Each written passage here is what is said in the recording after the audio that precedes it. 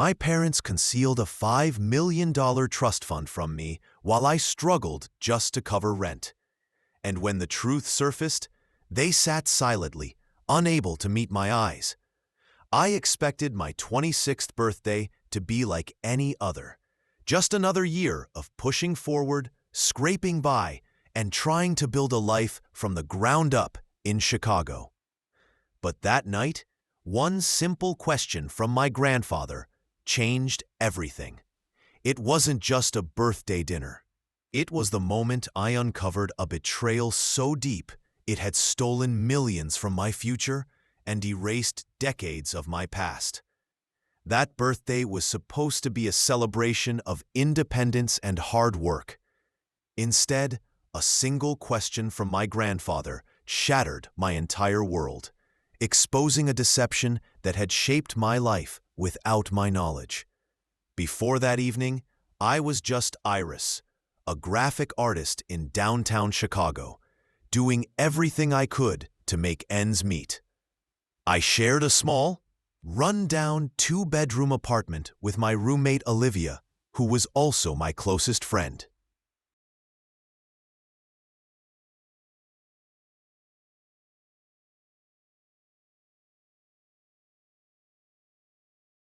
Even splitting the rent, the place was barely affordable, but that was city living.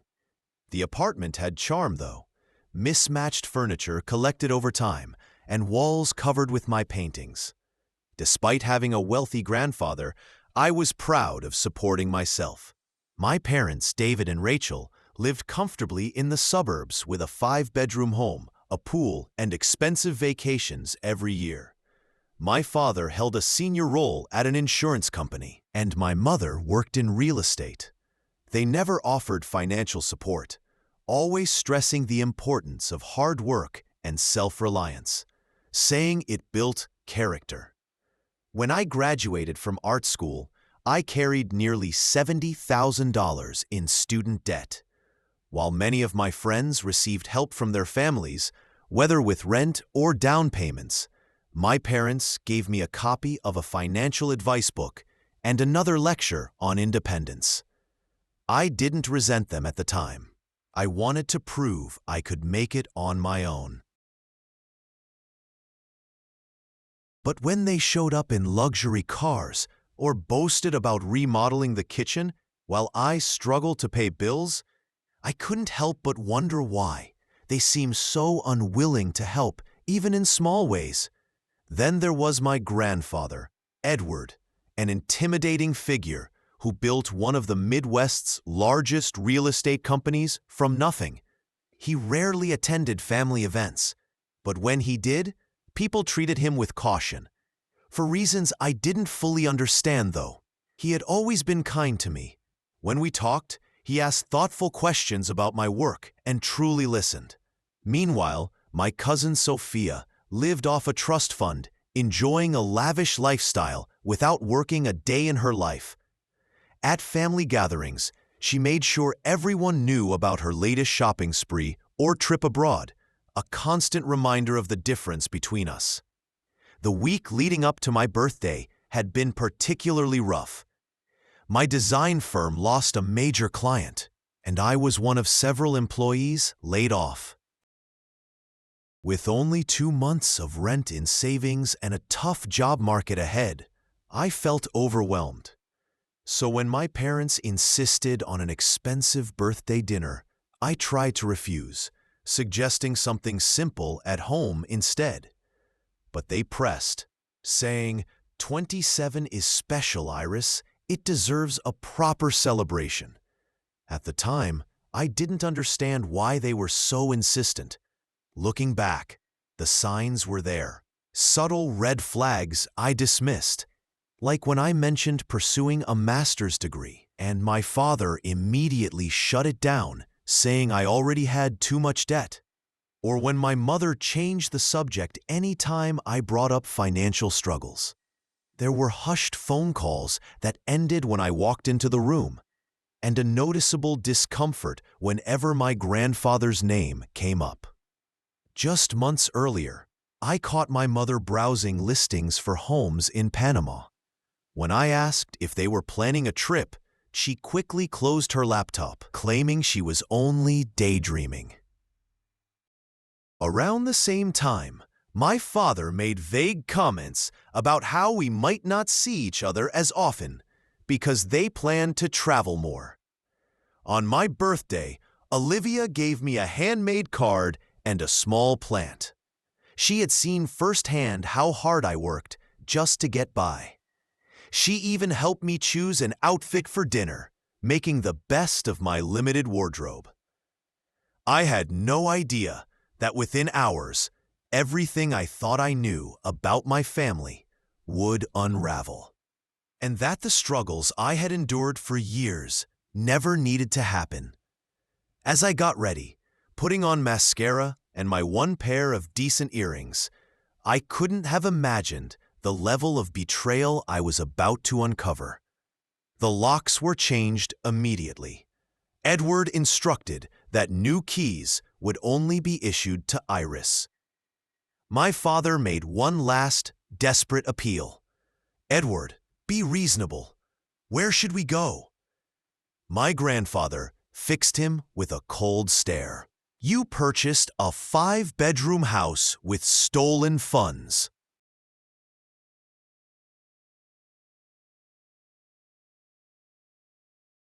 Enjoy it while you can. The real estate fraud division will be very interested in how a trust fund bought property was titled in your names. The restaurant manager knocked softly, peeking in to see if we required anything else. The tension in the room felt heavy, almost pulling everything into its orbit. "Just the check," Edward said curtly. "We're done here." As the manager slipped out, I looked around the table, my parents avoiding my eyes, my grandfather steady beside me, and Claire and Martin composed, professional even in the middle of this family collapse. Nothing would ever return to what it was. The foundation of my life had been revealed as lies, and I didn't know what would remain when it all settled. Looking diminished, aged under the harsh streetlight. When I stepped inside, Olivia immediately read my face and knew something was terribly wrong. She led me to the couch, wrapped a blanket around me, and waited. "My parents stole $5 million from me," I finally whispered, the words sounding unreal even to me. I told her everything: the hidden trust fund, the apartment that was meant for me, the wasted years of unnecessary financial hardship. My voice cracked as anger replaced shock. "I applied for food stamps last year. I ate ramen 4 nights a week to save money, while they used my trust to remodel kitchens and buy luxury cars." Olivia sat with me through it all. She held my hand, made tea that went cold, and let me rage, grieve, and fall silent. My phone buzzed nonstop with my parents' calls, which I ignored. The only text I replied to was Edward's, checking on my safety.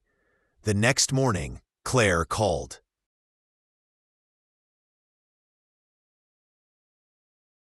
Edward's legal team was already moving, confirming that my parents' Florida home, their main residence, and their cars had all been purchased with trust money. A forensic accountant traced every withdrawal. Only about $150,000 of the original trust remained. Most of it had been funneled into real estate, luxury purchases, and poor investments. The days blurred. Edward sent a car daily to take me to meetings with attorneys, financial advisors, and eventually a therapist specializing in family betrayal. A week after my birthday, we uncovered that my parents had bought tickets to Panama days earlier, intending to leave the country right after the celebration. They only stayed because they needed appearances intact in case Edward attended. My father's side of the family defended them, calling it poor money management. My mother's relatives were split. Her sister phoned to apologize for her behavior.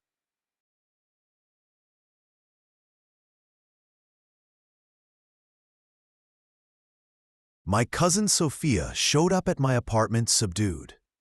I always wondered why Uncle David and Aunt Rachel lived so much better than us when our trusts were the same. Now we know. Her trust had been carefully managed, though smaller. She admitted she was jealous of my closeness with my parents, never imagining they would betray me. That conversation became the start of a bond between us, one bright spot in the storm.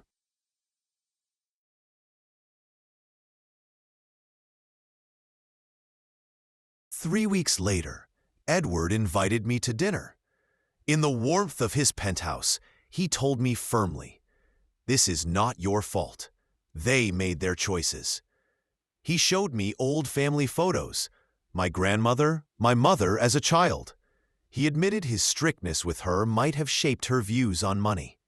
For the first time, I saw his vulnerability and understood this wound ran deeper than just mine. A month later, mediation was held at Edward's attorney's office. My parents appeared aged, diminished. They had sold most of their belongings. Their lawyer looked uneasy. Edward's forensic team presented the evidence, every dollar traced, every asset tied to the trust. Edward gave them two options: sign over everything and cooperate, or face criminal charges. My parents quickly agreed to cooperate. When Edward turned to me, I said, "I don't want them in prison, but I want every cent recovered. And I want them to admit they're what they did, to me and to the family."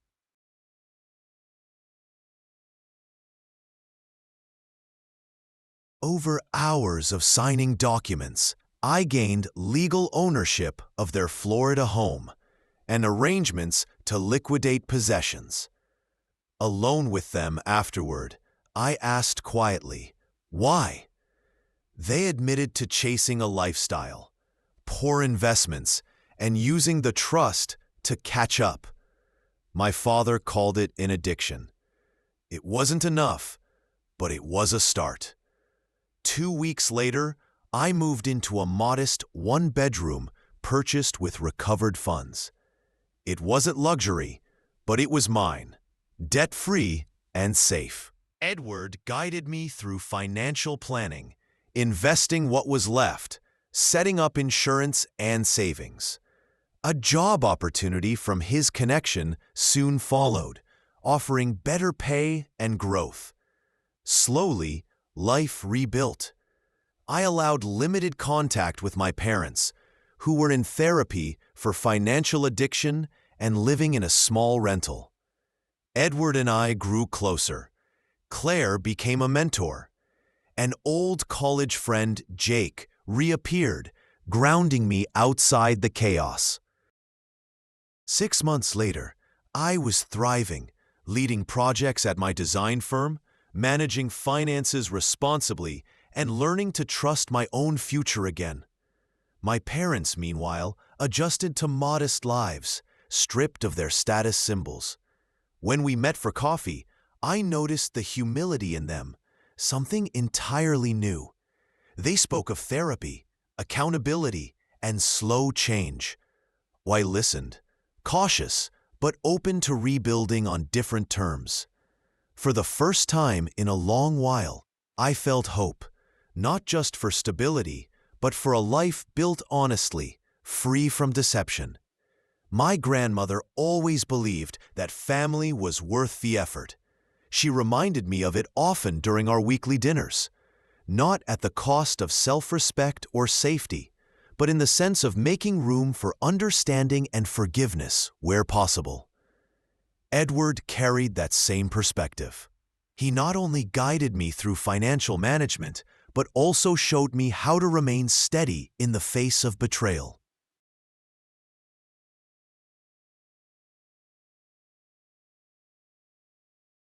Though deeply hurt by my parents' actions, he never allowed his disappointment in them to affect his relationship with me. With his encouragement, I launched a small side business in graphic design consulting, partnering with startups that couldn't afford full agencies. The work was demanding yet rewarding, giving me the chance to build something on my own, independent of family ties or restitution. My confidence grew, both in my career and personally. Therapy, which had begun as a response to crisis, became an ongoing tool for self-reflection, helping me recognize patterns and build healthier connections. I began trusting my judgment again, realizing that I wasn't at fault for being wronged. I was simply impacted by the choices of others.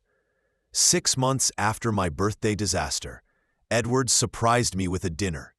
He booked a private dining room in a restaurant even more refined than the one where my family had fallen apart. This time, the atmosphere was entirely different. When I walked in, Edward, Claire, Martin, my cousin Sophia, and even Jake were waiting to celebrate what Edward called my half-birthday. 6 months ago, your life changed in ways none of us could have imagined, Edward said, raising a glass. Tonight, we honor not what was lost, but what you've built from it. After dinner, he handed me a small box. Inside was a key and the deed to a new apartment, modest, secure, and close to my office. The Gold Coast property was sold as part of recovery, he explained, but this one is yours, purchased with recovered funds, chosen for the life you're living now. The gesture moved me to tears, not for its material worth, but for what it symbolized. A clean break, a new beginning free from betrayal. My relationship with Sophia had also shifted. What was once distant and competitive turned into genuine friendship.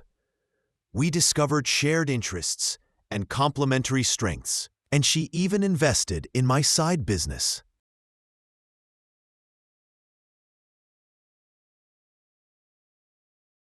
Providing capital in exchange for equity under terms Edward helped ensure were fair.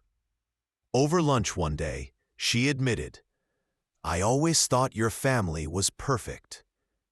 Strange how we envied each other for things that were never real.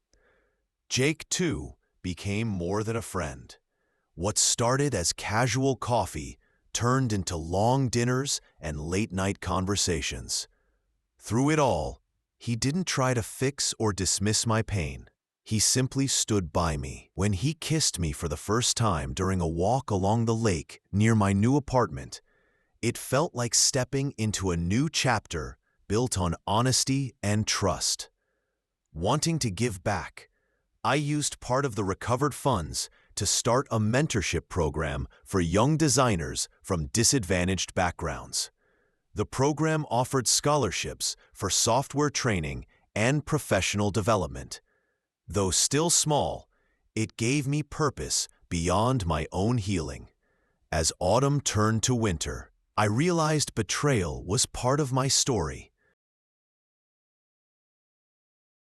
I was building something new, rooted in truth rather than illusions.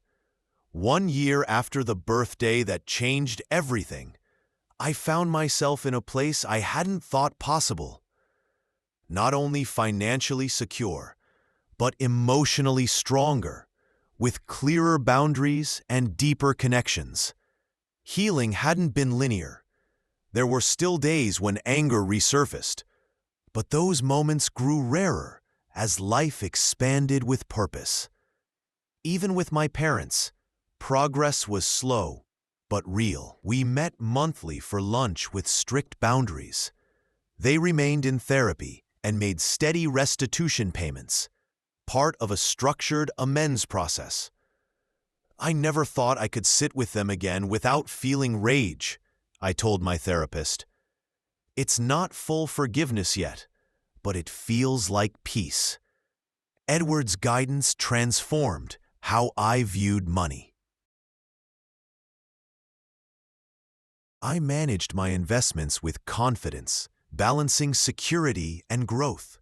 The reduced trust fund, though smaller than expected, provided stability while allowing me to live in the present. Despite his flaws and the family's struggles, Edward was still my grandfather. When a health scare put him in the hospital, I spent long hours at his side, hearing stories of his youth, his marriage, his regrets, and his successes. These talks gave me perspective, not to excuse my parents' choices, but to understand the complexity behind them. Meanwhile, my design business thrived. I hired 2 junior designers and a manager to oversee operations, freeing me to focus on creative work. The mentorship program expanded to support 5 young designers. Watching their confidence grow gave me fulfillment beyond anything I'd felt professionally. Jake and I grew closer as well. Built on openness, our relationship gave me a sense of stability I had rarely known. He often stayed at my apartment, and our lives blended naturally. One evening, as we cooked together, he said, "What amazes me is how you turn something that could have left you bitter into growth instead." The apartment had truly become home, filled with art and colors that brought me joy. Modest compared to what the trust might have provided, but fully mine, in a way the Gold Coast house never was. Sophia and I deepened our bond, and she even joined the mentorship program's board, contributing time, funds, and connections. On the anniversary of the revelation, I hosted a gathering at my apartment. Edward attended, looking older but still sharp. Sophia, Jake, Claire, and a few close friends came as well. My parents were absent, not excluded, but aware that this moment was not theirs to share. As we sat around the table, I raised a glass. A year ago, I thought my life was over.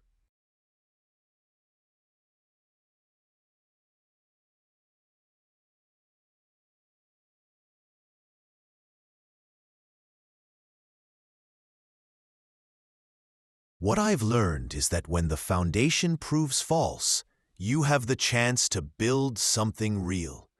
Edward raised his glass, whispering, "To truth." The others echoed him.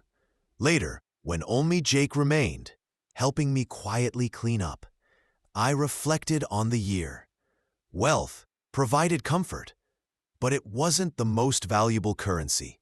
Trust, authenticity, and self-awareness mattered far more and were harder to rebuild.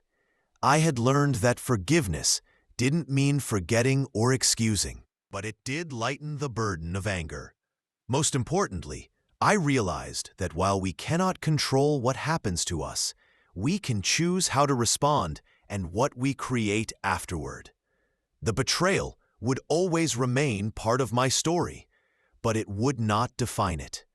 Instead, it became the turning point that pushed me to reclaim the narratives and move forward with honesty and purpose.